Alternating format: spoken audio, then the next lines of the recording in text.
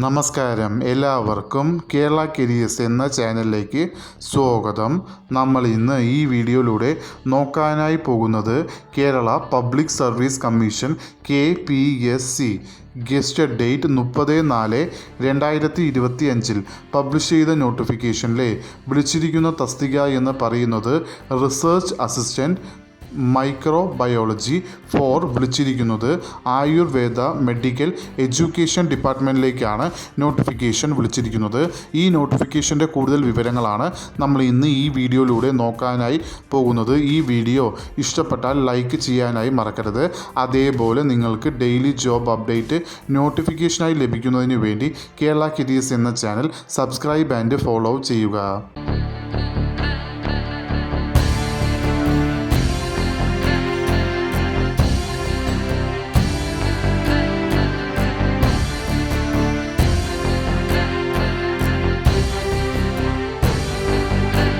നമ്മൾ ഇന്ന് ഈ വീഡിയോയിലൂടെ നോക്കാനായി പോകുന്ന നോട്ടിഫിക്കേഷൻ കാറ്റഗറി നമ്പർ എന്ന് പറയുന്നത് 12/2025.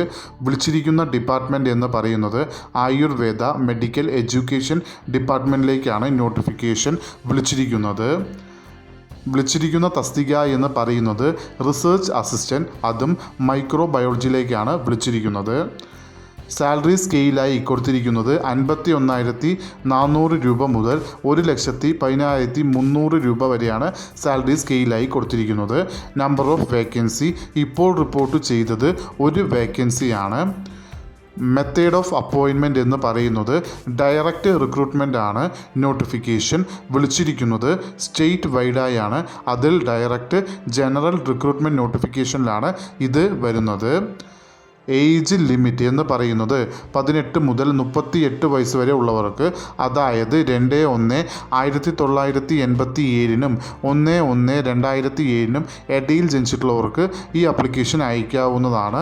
അതോടൊപ്പം SC അല്ലെങ്കിൽ ST ആൻഡ് OBC കാൻഡിഡേറ്റ്സിന് കേരള PSCയുടെ യൂഷ്വൽ ഏജ് റിലാക്സേഷനും ഉണ്ടാവുന്നതാണ്.